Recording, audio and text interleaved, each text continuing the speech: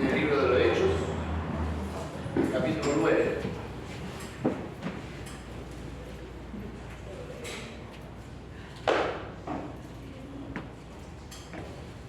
Gracias al Señor por la hermana Gloria, que tiene la misma enfermedad que yo. Me senté arriba de los lentes. Hechos 9. Me senté arriba de los lentes. Ahí llegaron. Hechos 9.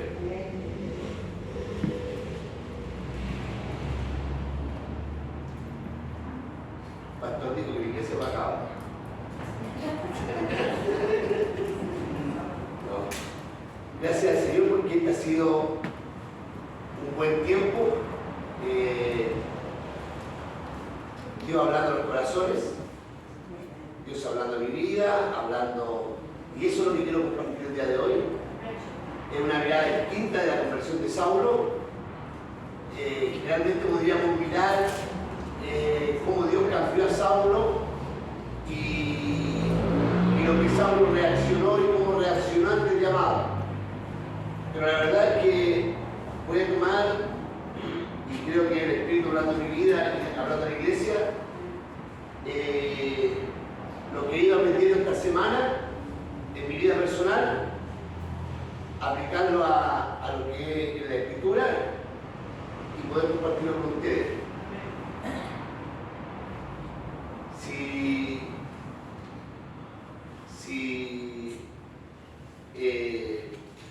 no pudiese expresar correctamente, el Espíritu sé que habla la vida de cada uno y Él va a hablar la porción necesaria para cada uno de nosotros. Amén.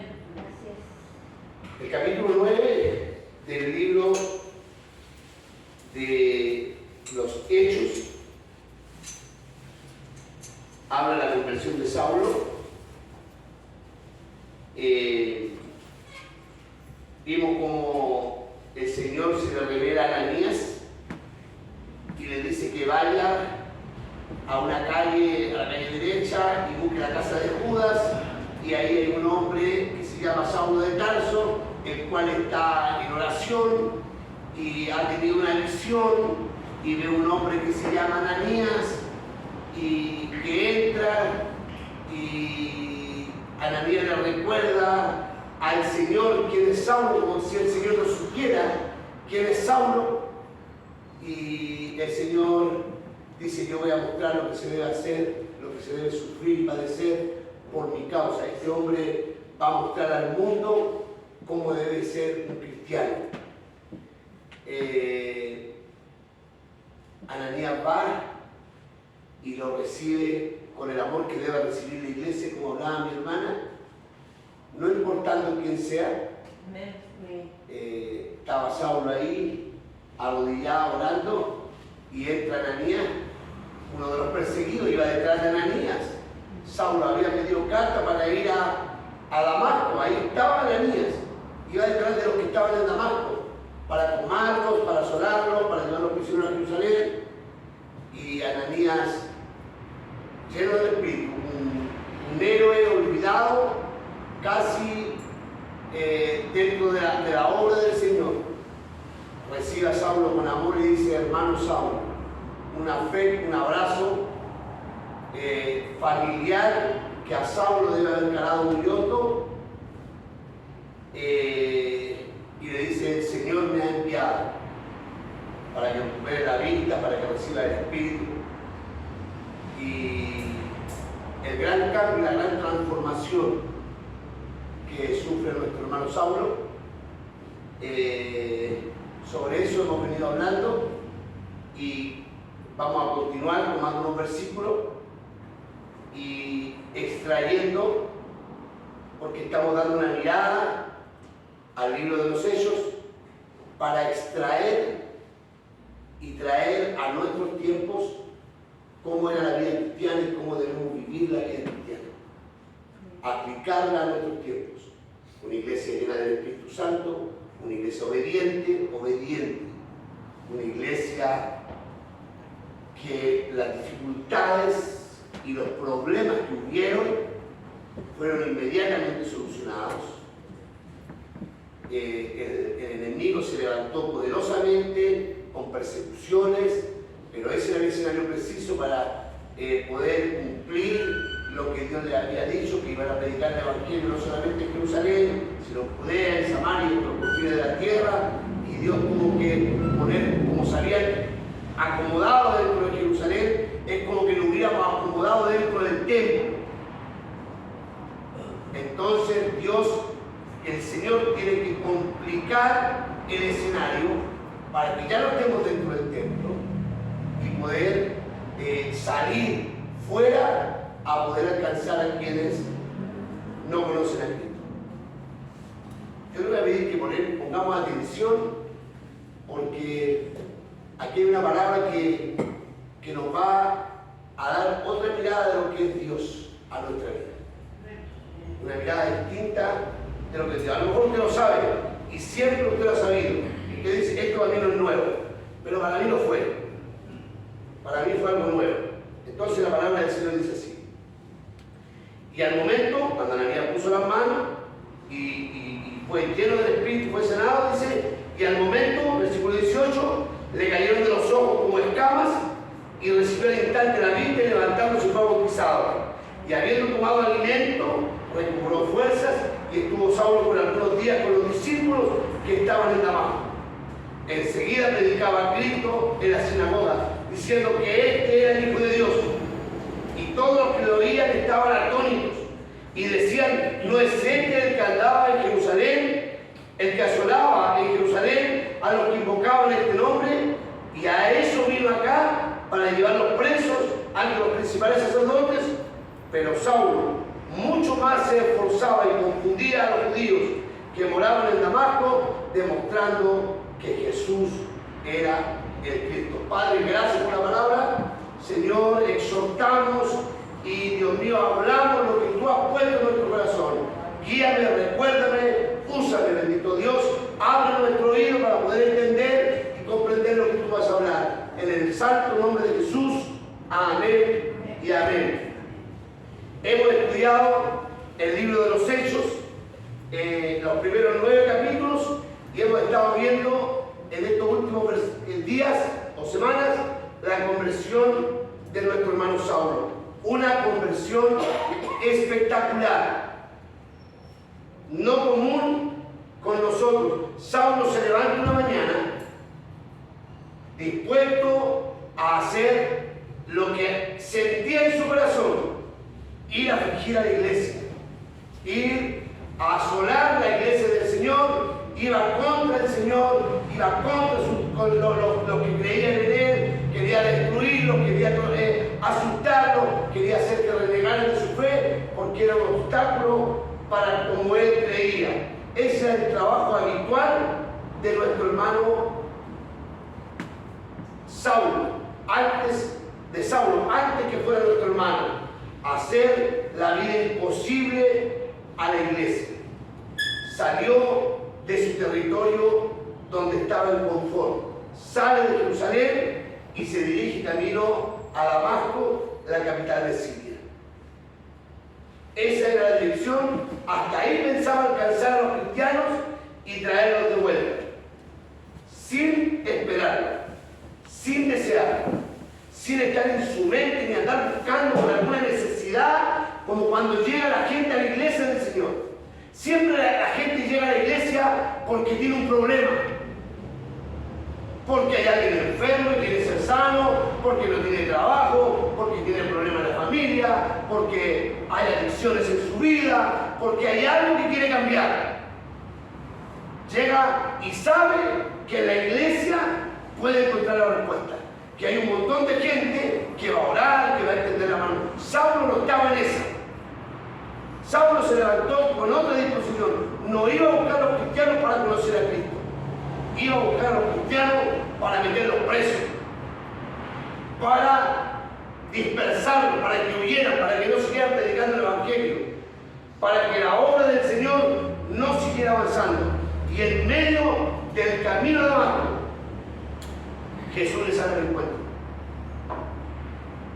No fue como a nosotros, que nosotros, Él nos salió al a poner situaciones en nuestra vida y nos atrajo, porque nosotros no llegamos aquí porque a mí se me ocurrió.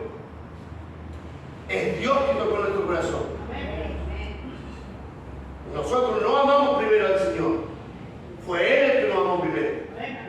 Él fue el que puso en nosotros una fe salvadora. Él fue el que puso en nosotros el querer estar en este lugar, el querer venir a buscar a Dios, a ver si sentíamos algo. Él fue el que puso en nosotros el deseo de estar en este lugar y el hacerlo. No está aquí usted por voluntad propia. Y si está aquí por un hábito, está equivocado en lo que está haciendo. No es así. Es Él que nos buscó primero. Y sin desearlo en su corazón, Jesús le sale al encuentro. No estaba en los planes, ni había una necesidad, ni tenía una enfermedad, ni estaba triste. Jesús le sale al encuentro. Saulo era el estorbo de la iglesia. Saulo era el que molestaba y asolaba a los hermanos. Tal vez nos faltó, si hubiera estado en este tiempo, hubiéramos alguien orado: Señor, sácalo del camino. Saca tu espada, Señor, y ponle un cáncer de los buenos, cosa que se arrepienta. Pero así nos ve a Dios. Amén. Gracias al Señor que no piensa como nosotros. Amén. Gracias al Señor que el Espíritu gime como voz inaudible y no escucha nuestros clamores tontos a veces. Porque muchas veces somos necios en nuestro hablar, rápidos en nuestro pensar, y no evaluamos lo que estamos diciendo. Yo recuerdo un testimonio de una hermana que se peleó con su vecino cuando va saliendo. Le molestó algo del auto y en su rápida hablar le dijo: "Paracho, que te mate". Y así fue. No alcanzó ni a pedirle perdón. Y llegó a la iglesia llorando, arrepentida por lo que había dicho. Somos muy rápidos en nuestro hablar.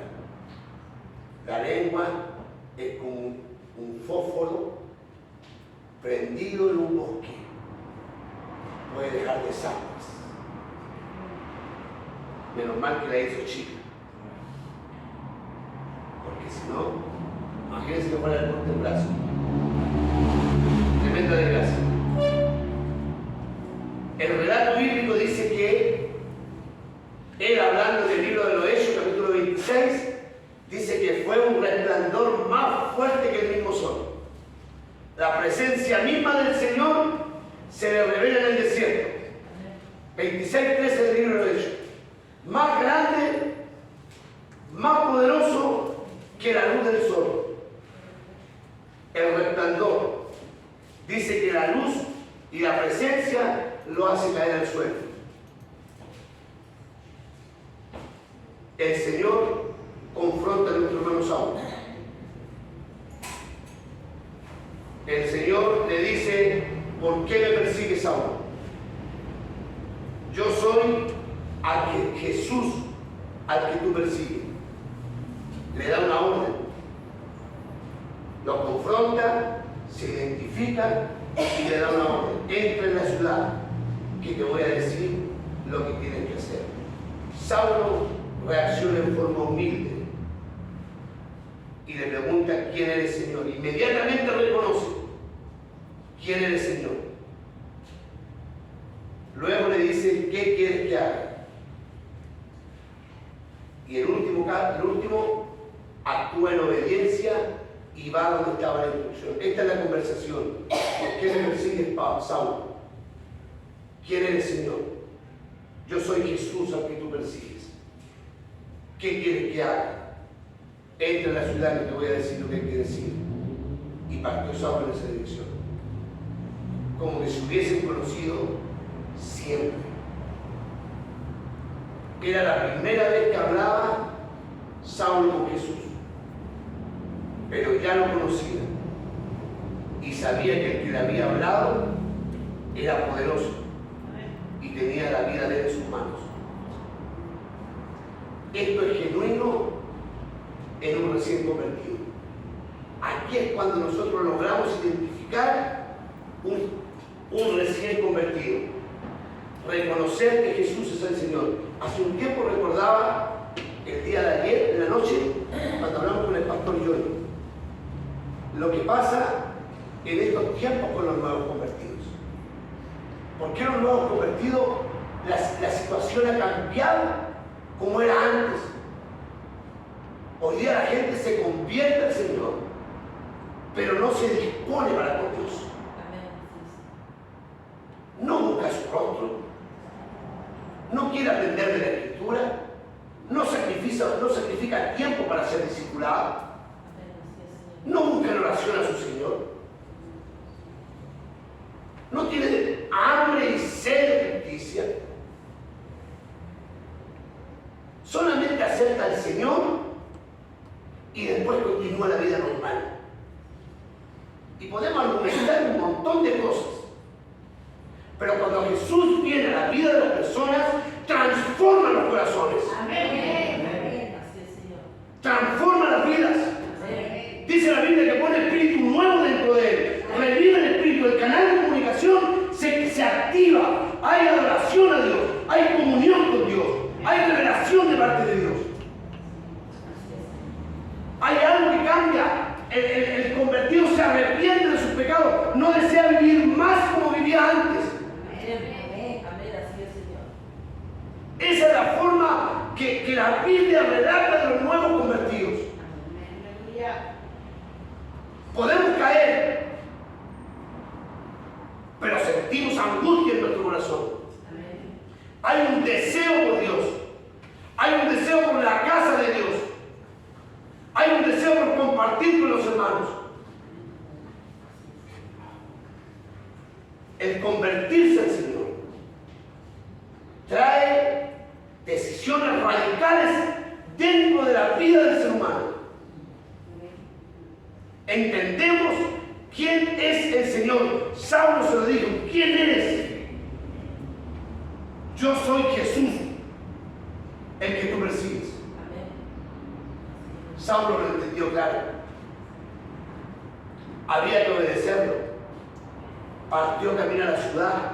No hace el relato bíblico, pero cuando Jesús le habla a Ananías, le dice: está en la casa de un hermano llamado Judas. Está orando hace 3 días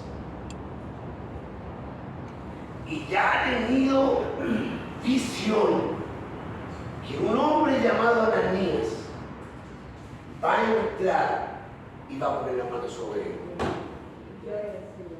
¿Se da cuenta?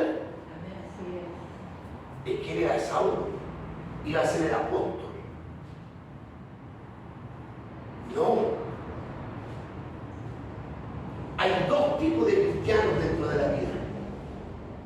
No vamos a hablar para el mundo, vamos a hablar de nosotros. Hay cristianos que entienden que a quien se han convertido es al dueño del universo. Es al creador de todas las cosas, es al salvador de nuestras vidas, es al dueño de nuestras vidas. Y nosotros debemos ponernos a su servicio. Él es nuestro Dios, nosotros sus siervos.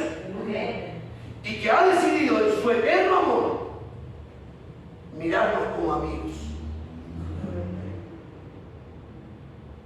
y hacernos sus hijos. Y hay otros cristianos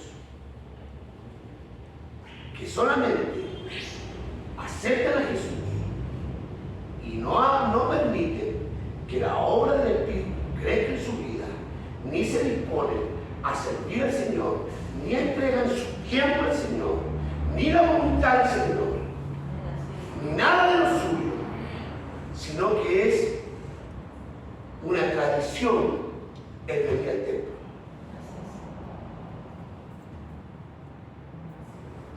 Por los 2 murió el Señor. Pero Dios quiere hacerse el rey de su vida. Amén. La Biblia describe a este tipo de cristianos como cristianos espirituales. Los carnales son los que son bebés, que aunque pueden parecer espirituales, siguen siendo niños. ¿Cómo los conocemos? Por sus frutos. Tan sencillo como eso. Yo puedo decir mucho de mí. Yo puedo decir mucho de mí. Pero el que tiene que dar testimonio de mí es el Espíritu. No soy yo. Yo puedo decir que soy muy espiritual y decir muchas cosas que hace Dios conmigo. Pero el que da testimonio de mí es el Espíritu. ¿Y ustedes? ¿Y ustedes? Hay un cristiano que es carnal y un cristiano que es espiritual. Los espirituales son los que crecen, los que permiten que la obra del Espíritu crezca en usted, crezca en usted, crezca en usted. ¿Cuánto? Todos los días. En José se demoró 13 años en prepararlo para la obra. En José, por hermano. En José. En Saulo, 3 años solo encerrado. Y después otro reto hasta que lo comisionaron.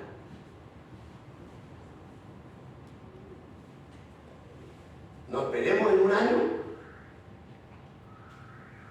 saberlo todo. Nosotros en los primeros años de nuestra vida cristiana salimos de la niñez a la espiritualidad. Por eso que nos llama la vida neófitos. Y no es una ofensa, es un niño. El Señor sabe que cuando nosotros nos convertimos, cuando la gente se convierte, recibe al Señor, es un cristiano carnal. Yo tuve que hablarle como carnales, como a niños recién nacidos, como a cristianos recién nacidos. ¿Es ofensivo eso? ¿Decirle a usted a un cristiano carnal? No. Es un niño. Dios sabía que cuando yo recién me convirtiera, iba a ser un niño. ¿Quién puede nacer siendo adulto? Nadie. De la edad podemos ser viejos. Entonces viene un desafío. La vida del nuevo convertido es reconocer que Jesucristo ahí es el Señor y debe haber un cambio radical en la vida del nuevo creyente. La vida que llevaba no era la vida que agradaba a Dios. Yo me arrepentí de esa vida. Ahora no hago un giro en 360 grados porque quedo mirando donde mismo. Si yo iba para la derecha, ahora camino para el otro lado. 180 grados. Eso es lo que hay un cambio en nuestra vida. La dirección que llevaba ya no es el Espíritu Santo, es el que guía nuestra vida. Entonces al mismo Saulo, el Señor le da la dirección que debe seguir. Llega a la ciudad y de ahí, estando en la ciudad, el mismo Señor le dice: ahora ya está en casa y hay un hermano que se llama Judas, él te va a abrir la puerta y te va a recibir. No va a tener miedo de ti, tranquilo. Y así lo hace Saulo, obedeciendo la voz. Caminaba Saulo en la dirección equivocada. Su vida era hacer la vida imposible a los cristianos. Pensaba que hacía lo correcto.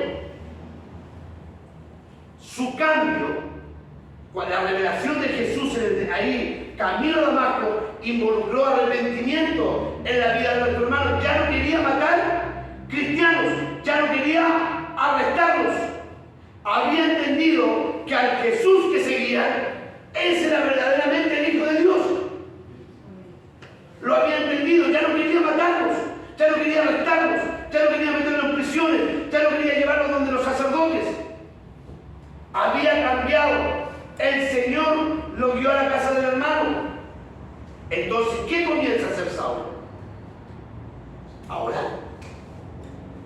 ¿Qué es lo que es orar? Hablar con Dios.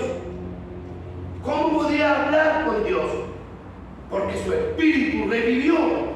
El libro de Ezequiel, capítulo 36, 26, dice que cuando creímos, Él pone espíritu nuevo dentro de nuestro espíritu. Revive nuestro espíritu. Pone un corazón nuevo, un corazón moldeable. En ese espíritu está la comunión con Dios. Ahora hay comunión con Dios. La que se había roto en el huerto del Edén, cuando pecamos, dice la Biblia que cuando comíamos del fruto del árbol de la ciencia del bien y del mal, ciertamente moriremos. Y aunque no morimos en la carne, en el cuerpo, sí morimos en el espíritu. Ya no había comunicación con Dios. No había conocimiento de Dios. No hay quien entienda. Eso que yo siempre busqué a Dios, sin conocer su mentira. Él nos amó primero. Él puso en deseo en nosotros una fe salvadora. Nuestro espíritu, nuestra comunicación, el conocimiento de Dios estaba muerto. Y lo que hace el espíritu es revive nuestro espíritu. Entonces, el espíritu de Saulo es vivificado. Su espíritu ahora podía orar. Se había abierto el canal de comunicación con Dios. Había adoración, había revelación, había conciencia espiritual. Y en esa oración, que empieza a orar y a comunicarse con Dios, y empieza a reconocer al Dios que no conocía, el Espíritu empieza a revelarse su vida y empieza a ver cosas que él tal vez no entendía. Va a entrar un hombre por esa puerta que se llama Ananías y va a poner la mano en ti. Yo me imagino cuando entra Ananías, le pone las manos, él recupera la vista, lleno del Espíritu, se levanta y le pregunta: ¿cómo te llamas? Ananías. Y él le ha pensado: si yo lo sabía. Yo sabía que iba a venir Ananías. Era después que me mostró el Señor. Entonces, hay que mirar la actitud que tenía este nuevo convertido. Una actitud de obediencia al Señor. Comunicación con Dios. Él sabía lo que era ayunar. Ayunaba. Porque dice la palabra que cuando dejó, después que sanó y fue lleno del Espíritu, se alimentó. Quiere decir que no estaba comiendo. Estaba buscando a Dios. La verdad que estaba buscando a Dios. Y aquí es donde quiero entrar, y no es muy larga la palabra del día de hoy. Saulo es judío de la tribu de Benjamín. La Biblia dice que era fariseo de fariseos. Conocía la ley de Dios. Sabía lo que estaba haciendo. Conocía, tenía una revelación general de Dios. Escúchame bien aquí, porque aquí es donde esto, lo demás, si quiere, se lo olvida. Pero había conocido ahí en el camino de Damasco a su Dios, al Dios del pueblo de Israel, de una forma distinta. Había conocido, él había seguido las tradiciones, él de oídas había oído de Dios. Tenía la mirada de un Dios severo, de un Dios rígido, de un Dios que no toleraba ni una falta. Filipenses 3 dice que él era hebreo de hebreos, en cuanto a la ley, fariseo, en cuanto al celo de Dios, perseguidor de la iglesia, en cuanto a la justicia que es por la ley, irreprensible.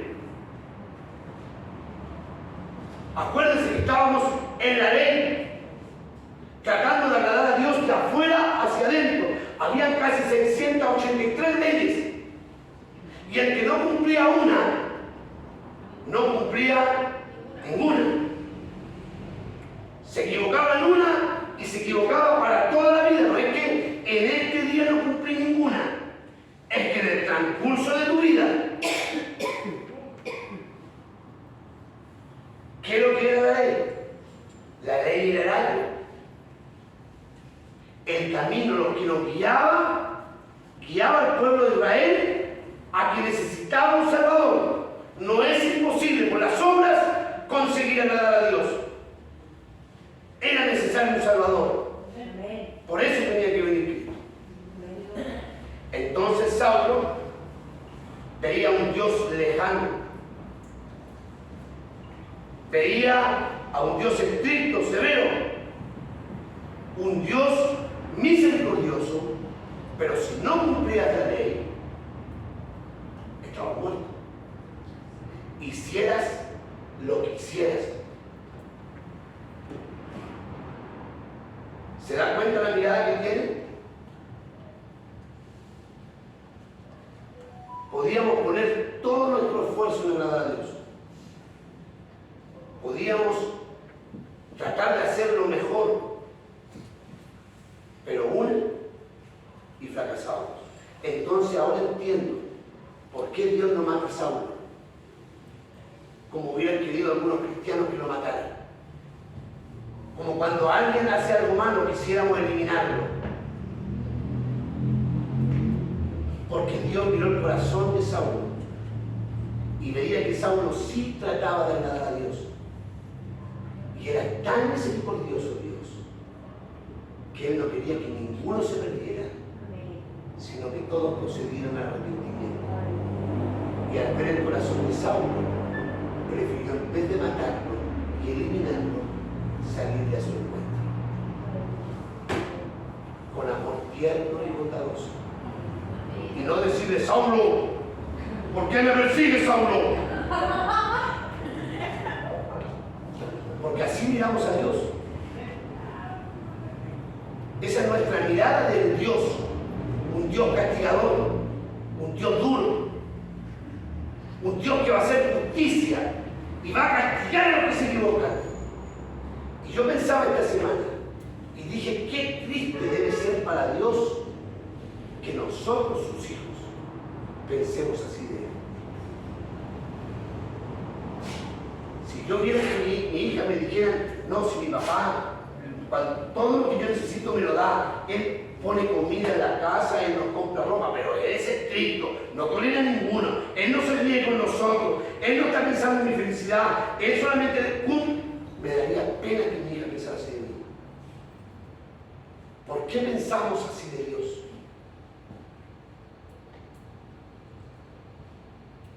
¿Por qué miramos a Dios como un Dios focalizado? Y yo tenía un concepto tan errado de Dios. Y yo pensaba, y creo que una vez lo prediqué en la iglesia, o más de una vez, Dios no está pensando en su felicidad. Dios está pensando en formar su carácter. Y sí es cierto que Él quiere formar su carácter. Pero Dios es un Dios integral. Él ve todas las áreas de su vida. Todas las áreas de su vida. Él sabe de qué usted tiene necesidad. Él sabe dónde está triste. Él sabe dónde usted se siente solo, dónde está vacío, dónde tiene problemas. Y aunque usted se pueda hacer el valiente, y aunque usted diga: yo no tengo necesidad, Él que escudriña los corazones, Amén. Amén. lo sabe todo. Amén. Así es, Señor. Entonces, lo que Él espera en nuestra vida es que nosotros no tengamos una mirada tan dura de nuestro Dios. Dios es un Dios sanador. Dios es un Dios recto. Dios es un Dios justo. Dios es fuego consumidor. Dios y empezamos a nombrar los atributos de Dios tan serenamente. Y cuando decimos que Dios se preocupa hasta el más mínimo detalle de mí, hasta para hacerme reír. Amén.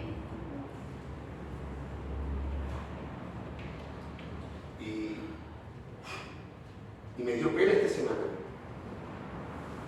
la mirada que yo tenía de Dios. Una mirada tan dura, tan farisea.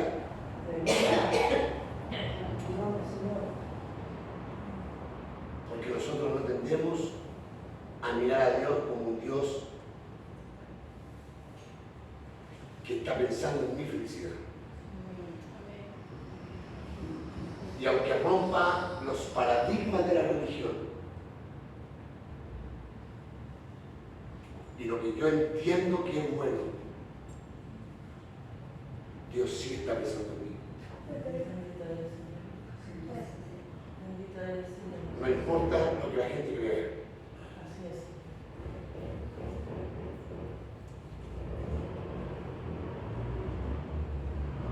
Dice la Biblia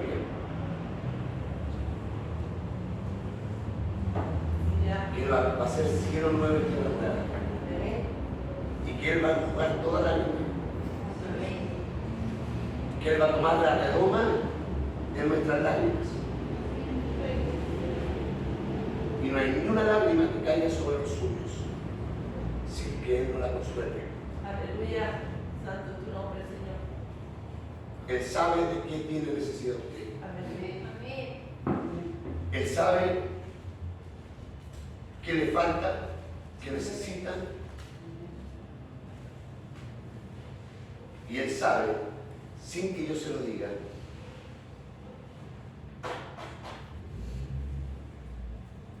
cuando yo he tenido una mirada de este Dios faltando la verdad. Porque a la verdad, nuestro Dios no es un Dios malo. Nuestro Dios es un Dios bondadoso, lleno de misericordia, lleno de amor, bondad, que está pensando en nuestro bien. Yo sé los planes que tengo para contigo. Planes de bien, vida con propósito. La pregunta es, ¿cómo es el Dios que nosotros miramos? ¿Cómo es? ¿Nos gusta el Dios de la espada? ¿Nos gusta el que cuando el pastor se cae, yo vengo detrás de él y traigo que le quiebre un tobillo para que quede cojeando y no pueda ponerme ahí? ¿Por qué se dividen tanto las iglesias? ¿Por qué somos incapaces de ver que Dios está en cada situación? ¿Por qué nos cuesta tanto ver a Dios en cada situación que vivimos? ¿Por qué somos tan críticos con los hermanos? ¿Por qué no dejamos que Dios haga una obra en la persona y no dejamos de juzgarlo? Amén. Amén. ¿Por qué no sacamos nuestra mente de cada situación que vemos y dejamos que Dios y bendecimos la vida de los hermanos? Nosotros somos los que devolvemos bien por mal, los que devolvemos bendición por maldición. Amén. Así es, Señor. ¿Cuándo vamos a empezar a colocar la mirada en Cristo y dejar de sacar la mirada del hermano y dejar de encontrar todo malo? Y que Dios se vea glorificado en cada obra. ¿Por qué no oramos los unos por los otros? No contándole a Dios todo lo malo de mi hermano para que lo cambie. Me hablaba alguien la semana pasada en la iglesia. Y a los hermanos les cuesta entender que debemos aprender a perdonar.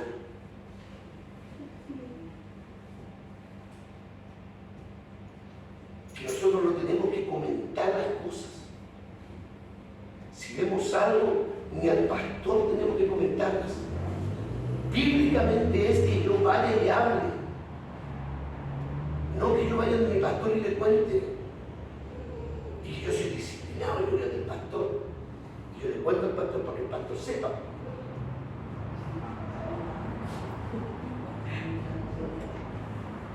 No funciona así.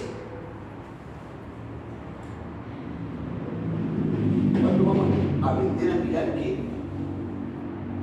7 veces se cae y 7 veces se vuelve a levantar. Y el Señor lo va a levantar. Porque el que comienza la obra en mi hermano es fiel para perfeccionar hasta el día de su venida. ¿Cuándo vamos a empezar a creer al Señor? ¿Cuándo vamos a cambiar la mirada de nuestro Dios? Y dejar que Dios sea un Dios tan severo y sea un Dios tan bueno y que estamos en un periodo que no estamos tratando de afuera hacia adentro la Dios o la ley, sino estamos en un periodo de la gracia donde Él se introduce en nuestra vida y Él empieza a cambiar desde nuestro interior hacia afuera. Y estoy en un proceso de cambio. Pero usted, el pastor, ya debería haber cambiado. Yo también estoy en proceso.